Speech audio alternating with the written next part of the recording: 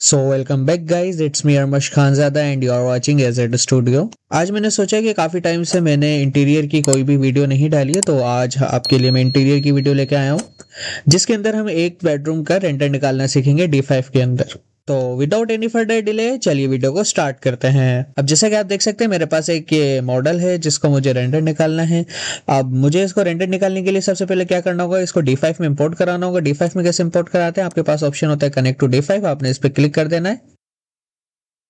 जैसे आप D5 पे क्लिक करेंगे यहाँ से आपसे पूछेगा न्यू प्रोजेक्ट, आपने न्यू प्रोजेक्ट असाइन कर देना है। तो हमारा ये मॉडल अब D5 के अंदर सक्सेसफुली इंपोर्ट हो गया है। अब मुझे क्या करना होगा, सबसे पहले इसकी लाइटिंग पे वर्क करना होगा। मैं पीछे की तरफ आ जाता हूँ। अच्छा, पीछे की तरफ आएंगे तो आप अपने मॉडल से बाहर आ जाएंगे। आप क्या करें, सबसे पहले इसका सेक्शन ले लें।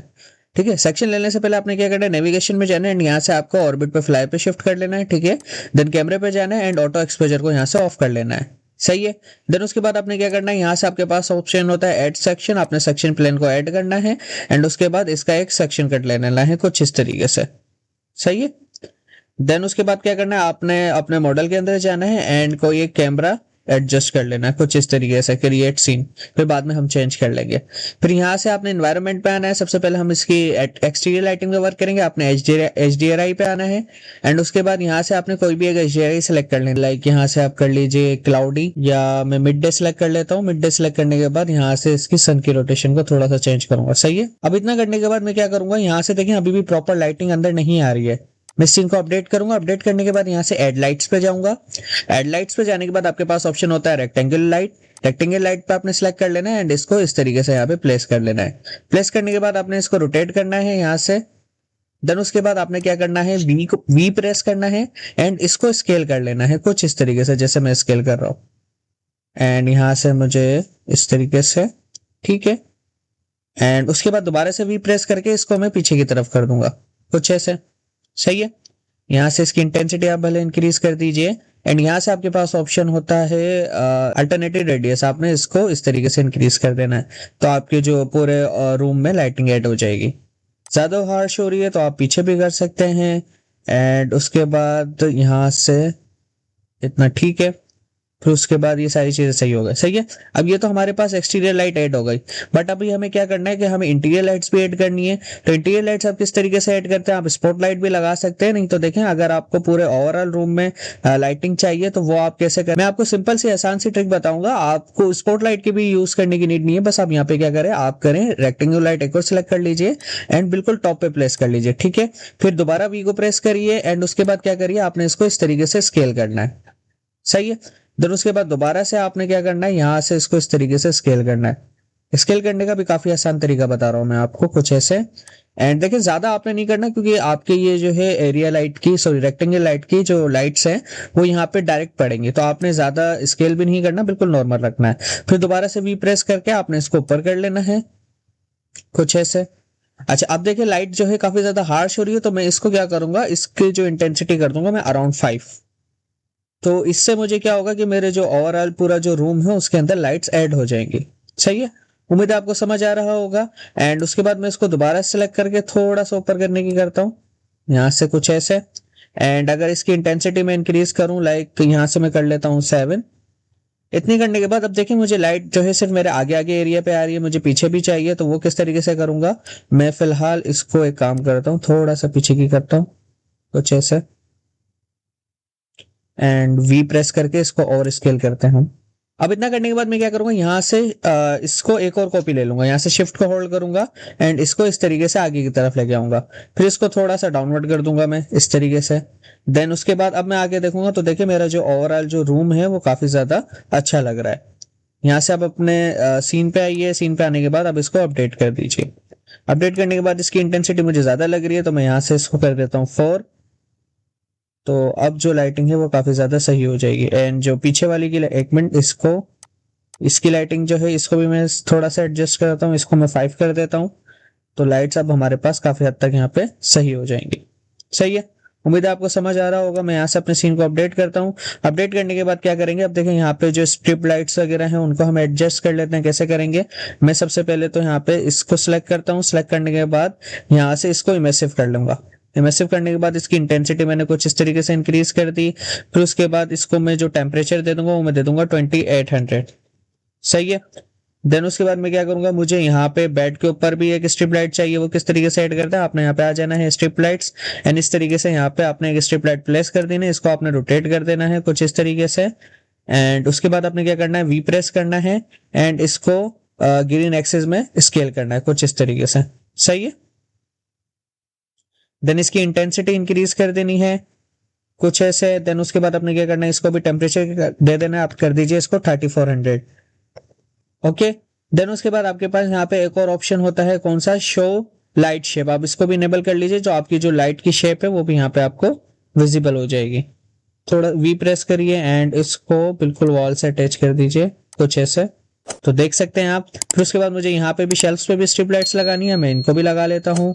यहाँ से मैं जाऊंगा दोबारा से स्ट्रिप लाइट्स एंड उसके बाद यहाँ से इसको मैंने सिलेक्ट करा। सिलेक्ट करने के बाद इसको मैं प्लेस करूंगा, ऊपर की तरफ आऊंगा मैं। देन उसके बाद आपने क्या करना है, इसको इस तरीके से ऐड करना है यहाँ से ये। एंड उसके बाद आपने क्या करना है, यहाँ से वी को प्रेस करके वाई एक्सिस में आपने इसको स्केल डाउन करना है। देन उसके बाद आपने क्या करना है, यहाँ से इसको टेम्परेचर वही दे दें 3400 और उसके बाद आपने क्या करना है, शो लाइट शेप, तो आपकी लाइट शेप भी आ जाएगी। एंड मुझे लग रहा है कि मुझे इसको वी प्रेस करके थोड़ा सा डाउन करने की नीड है, हाँ कुछ ऐसे। सही है। देन उसके बाद क्या आपने क्या करना है, आपने थोड़ा सा पीछे आ जाना है। पीछे आने के बाद आपने क्या करना है, शिफ्ट को होल्ड करके इस तरीके से इसको कॉपी करा देनी है। एक मिनट, इसको इस तरीके से, हाँ सही है। देन दोबारा से शिफ्ट को होल्ड करके आपने इस तरीके से यहाँ पे भी कॉपी करा देनी है। फिर नीचे की तरफ आएंगे, फिर दोबारा से शिफ्ट को होल्ड करके आपने यहाँ पे भी इस तरीके से इसको कॉपी करा देनी है। तो देखिए शेप लाइट से शेप जो हमने दी थी इस लाइट को, उससे काफी अच्छा इफेक्ट हमारे पास निकल के आ जाता है। फिर उसके बाद मुझे यहाँ पर भी ऐड करनी है, तो एक एक करके मैं इनको यहाँ पर भी ऐड कर लेता हूँ।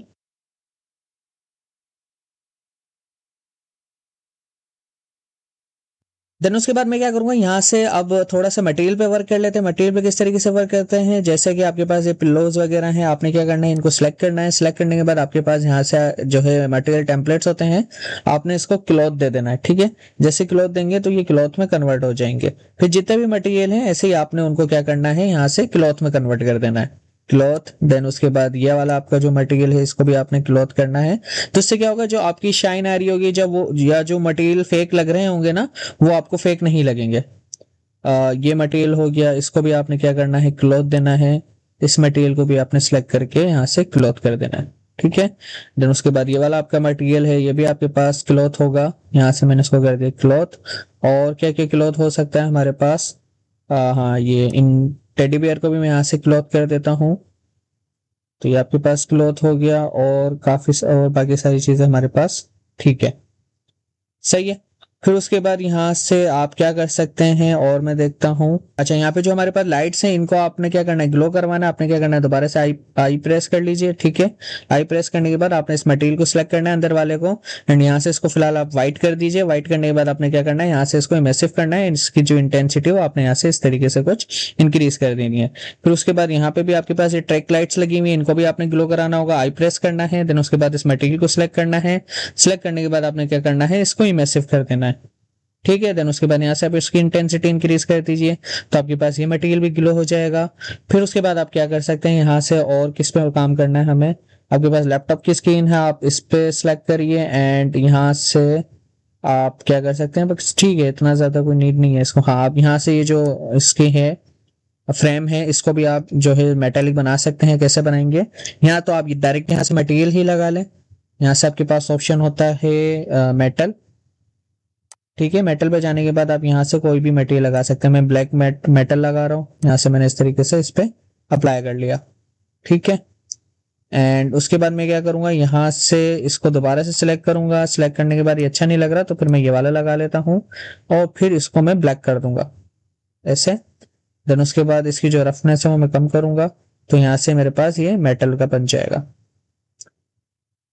फिर उसके बाद हमें क्या करना है, मैं अपने सीन पे आके देख लेता हूँ और किस किस चीज की नीड है। यहाँ से आप सबसे बड़ा काम क्या है, फ्लोर। फ्लोर पे आपको थोड़ी सी शाइन ऐड करनी है रफनेस में कम करूंगा कुछ ऐसे, जिससे हमारी जो फ्लोर है उस पर शाइन ऐड हो जाएगी। कुछ ज्यादा ही आपके पास हो गई है, मैंने ऐसे इसको कम करा एंड मैं इसके बेस कलर को थोड़ा सा डार्क करूंगा कुछ इस तरीके से। सही है, तो हमारा मॉडल अब यहाँ पे काफी अच्छा लग रहा है। मैं यहाँ से सीन को अपडेट कर लेता हूँ। अपडेट करने के बाद मैं क्या करूंगा, यहाँ से इसका जो कैमरा पर्सपेक्टिव है मैं यहाँ से F8 कर लेता हूँ एंड उसके बाद ये मुझे काफी स्ट्रेच लग रहा है तो मैं इसको स्ट्रेच डाउन कर लेता हूँ कुछ ऐसे। देन अपने सीन पे दोबारा से आता हूँ, इसको मैंने इस तरीके से इंक्रीज करा। देन उसके बाद यहाँ से पर्सपेक्टिव को मैं 2 पॉइंट पर्सपेक्टिव। देन उसके बाद वही यहाँ से हम क्या कर सकते हैं, FOV को चेंज कर सकते हैं कुछ ऐसे। देन यहाँ से मैं अपने कैमरा एंगल को थोड़ा सा ऊपर की तरफ करके ऐसे एडजस्ट करूंगा। अच्छा, हम यहाँ पे अब ये जो जगह खाली खाली लग रही है तो मैं यहाँ पे कोई एक प्लांट वगैरह ऐड कर सकते हैं। आप दोबारा से सिट्स में आए एंड उसके बाद आपके पास यहाँ पे ऑप्शन होगा मॉडल। मॉडल पे जाने के बाद आप यहाँ पे कोई भी प्लांट प्लेस कर सकते हैं। मैं यहाँ पे सर्च कर लेता हूँ किसी भी एक प्लांट को। जैसे कि मेरे पास एक ये प्लांट है, मैं इसको क्या करता हूँ, सिलेक्ट करता हूँ। सिलेक्ट करने के बाद यहाँ से इसको, ये तो अच्छा नहीं लग रहा, इसको चेक करते हैं जो नीचे है हमारे पास। इसको मैं यहाँ पे प्लेस करने की ट्राई करता हूँ, अगर सूट करेगा तो हम करेंगे इसको कुछ ऐसे। देन उसके बाद क्या करूंगा, वी प्रेस करके, एक मिनट, इसको सिलेक्ट करा, वी प्रेस करा एंड इसको स्केल डाउन कर देंगे कुछ ऐसे, जिससे ये जो स्पेस है वो खाली खाली नहीं लगेगा। ठीक है, यहाँ से मैं इसको हटा देता हूँ एंड जो अब हमारा जो लुक है वो काफी अच्छा निकल के आ रहा है। अब ओवरऑल जो काम है वो हमारा हो चुका है। अब हम क्या करेंगे, इसके पोस्ट प्रोडक्शन की तरफ आ जाते हैं। आपने यहाँ से इफेक्ट में जाना है। इफेक्ट में जाने के बाद अब यहाँ से आपने इसकी पोस्ट प्रोडक्शन करनी है। आप मीन्स यहाँ पे एक्सपोजर वगैरह को कंट्रोल कर सकते हैं। एक्सपोजर की नीड नहीं है, ये इतना ही काफी अच्छा लग रहा है। एंड यहाँ से आप इसको हाईलाइट लोकल एक्सपोजर को थोड़ा सा मैं इंक्रीज करूंगा, शेडोज लोकल एक्सपोजर को माइनर सा, देन कंट्रास्ट यहाँ से मैं इंक्रीज करूंगा कुछ ऐसे, एंड हाईलाइट्स में यहाँ से डिक्रीज करूंगा या इंक्रीज कर लेते हैं थोड़ा सा। शेडोज हैं, शेडोज को भी मैं यहाँ से माइनर सा बिल्कुल लो करूंगा। स्लोप यहाँ से थोड़ा सा कम करके रखूंगा एंड यहाँ से टेम्परेचर में वाइट की तरफ रखूंगा। अच्छा, कंट्रास्ट मुझे लग रहा है कि स्लोप को थोड़ा सा इंक्रीज करने की नीड है एंड शेडोज की भी नीड है। सही है, देन उसके बाद यहाँ से आपके पास ऑप्शन होता है सैचुरेशन का। आप यहाँ से सैचुरेशन को भी इंक्रीज कर लीजिए एंड ओवरऑल जो हमारा लुक है वो काफी अच्छा लग रहा है। यहाँ से मैं इसको अपडेट कर देता हूँ। अपडेट करने के बाद पहले इसको सेव करता हूँ, सेव करना ज्यादा जरूरी है। यहाँ से आप कर दीजिए किड्स बेडरूम, यहाँ से मेरा मॉडल सेव हो जाएगा। देन उसके बाद यहाँ से मैं इमेज के ऑप्शन पे जाके इसको रेंडर करूंगा एंड यहाँ से हमारा 16:9, फिर उसके बाद वही हमारा 4K प्रीसेट। एंड फिलहाल तो हमें क्या चाहिए, एक सबसे पहले तो एक हमारा जो पूरा ओवरऑल जो मॉडल है उसका रेंडर चाहिए। इसको मैं रेंडर इन क्यू कर दूंगा। देन उसके बाद हमें और जो जो चीजें चाहिए वो यहाँ से इसको और बता दूंगा। ठीक है, यहाँ से आप आ जाइए सीन पे। सीन पे आने के बाद आप यहाँ से पर्सपेक्टिव को सिलेक्ट कर लीजिए और जो आपको सही लग रहा है सीन के हिसाब से वो यहाँ से आप इसको एडजस्ट कर सकते हैं। देन उसके बाद अब मैं क्या करूंगा, यहाँ से दोबारा से इमेज वाले ऑप्शन पे जाऊंगा। इमेज वाले ऑप्शन पे जाने के बाद यहाँ से इसको कुछ इस तरीके से एक रेंडर ये ले लूंगा, या अगर कोई सुटेबल लग रहा है और जैसे कि लैपटॉप लग रहा है, सही है, इसको मैं ले सकता हूँ। इसको सिलेक्ट करा। सिलेक्ट करने के बाद आपने क्या करना है, कैमरा एंड यहाँ से आपने set focus, depth of field, और इसको इस तरीके से इस पे डेप्थ ऑफ फील्ड को ऐड कर देना है। थोड़ा सा पीछे करके लूंगा तो इस तरीके से आपको ये भी सही लगेगा। एंड उसके बाद आपने क्या कर देना है, इसको भी add to render in queue कर देना है। और आपको कोई और सीन समझ आ रहा है तो आप यहाँ से भी ले सकते हैं। जैसे कि अगर मैं एक यहाँ से साइड से लेना चाहूँ तो वो भी हमारे पास काफी अच्छा लुक नजर आएगा। तो उसके बाद यहाँ से आप इसको F8 कर दीजिए और डेप्थ ऑफ फील्ड को मैं फिलहाल हटा दूंगा। एंड उसके बाद क्या करूंगा, यहाँ से इसको इस तरीके से add to render in queue करूंगा। तो इतने सीन हमारे पास काफी हैं। अब बस मुझे इसको रेंडर करना है। तो रेंडर करने के लिए आपने कहाँ जाना है, रेंडर क्यू में। जैसे ही रेंडर क्यू में जाएंगे आपने इन तीनों को सिलेक्ट करना है। सिलेक्ट करने के बाद आपने इसको रेंडर करना है। मैं ऐसे करता हूँ, जैसे ये रेंडर होते हैं फिर उसके बाद आपको इसका प्रीव्यू करवाता हूँ। तो ये कुछ 3 इमेजेस हमें D5 ने रेंडर करके दी हैं, तो मैं जल्दी से इनको ओपन कर लेता हूँ। यहाँ से आप क्लियरली देख सकते हैं कि कितना डिटेल हमारे पास रेंडर निकल के आया है। मैं आपको इसको जूम करके भी दिखाऊं तो हमारा जो रेंडर है वो इतना पिक्सेलेटेड नहीं हो रहा, क्योंकि ये रेंडर हमने 4K क्वालिटी में निकाला था। एंड हमने जो मटेरियल्स पे वर्क करा था वो भी हमें यहाँ पे क्लियरली विजिबल है। जैसे कि हमने फ्लोर पे शाइन ऐड करी थी एंड जो हमने यहाँ पे लाइट्स वगैरह लगाई थी वो आपको यहाँ पे विजिबल हो रही होंगी। ठीक है, फिर उसके बाद हमने यहाँ से एक और रेंडर निकलवाया था जो कि कॉर्नर से लिया था हमने। तो ये देखें, ये भी कितना अच्छा लग रहा है। यहाँ पे आपको स्ट्रिप लाइट्स यहाँ पे क्लियरली विजिबल है एंड यहाँ से ये जो आपका व्यू है ये भी काफी अच्छा लग रहा है।